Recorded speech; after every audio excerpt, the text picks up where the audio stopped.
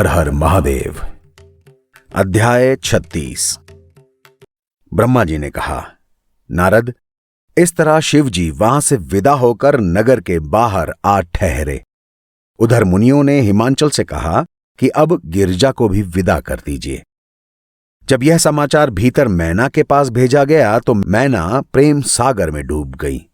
नगर भर की स्त्रियों को बुलाया गया और उन्होंने कहा, गिरजे, अपनी पति की सेवा लोक में अत्यंत आनंद देने वाली होती है। तुम दिन रात पति की सेवा में ही लगी रहना। स्त्री के लिए इसके समान कोई दूसरा तप नहीं होता। संसार में 4 वस्तुएं सुख देती हैं।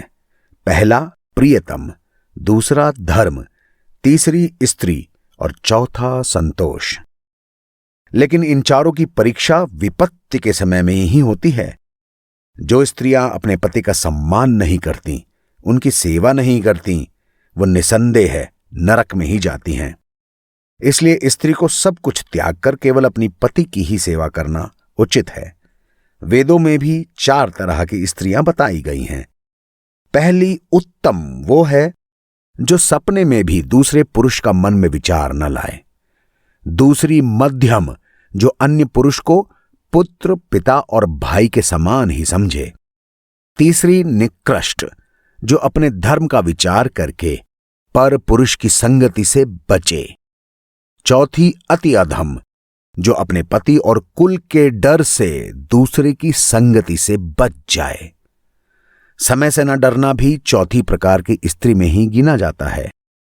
ब्राह्मण स्त्रियां गिरजा को इस तरह समझाती हुई बोलीं, स्त्री से चाहे अनेक पाप हुए हों, परंतु वह केवल अपने पतिव्रत धर्म से ही परम पद पा सकती है।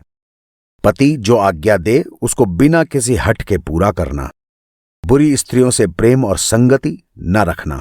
जो भी स्त्री ऐसे नियम से चले जिससे पति को अधिक परिश्रम न करना पड़े, जो स्त्री अपने पति की इच्छा के बिना व्रत आदि करती है, वह अपनी पति की आयु को कम कर देती है और स्वयं नरक में जाती है।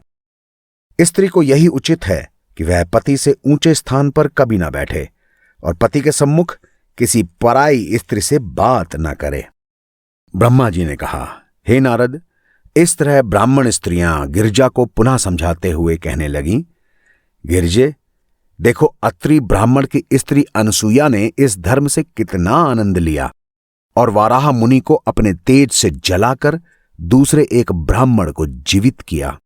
पतिव्रत धर्म की यह कथा मुनि इस तरह कहते हैं कि एक तपस्वी तप कर रहा था।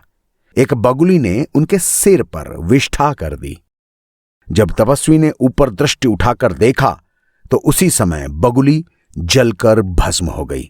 यह देखकर तपस्वी ने अनुमान लगाया कि हमारा तप पूरा हो गया। यह सोचकर वो चल पड़े और एक पतिव्रता स्त्री के द्वार पर आए। उस स्त्री ने तपस्वी की बहुत सेवा की और घर के भीतर गई भोजन और वस्त्र लेने के लिए। उसी समय स्त्री के पति ने उससे कुछ काम कह दिया। स्त्री तपस्वी को भूलकर अपने पति के काम पर लग गई।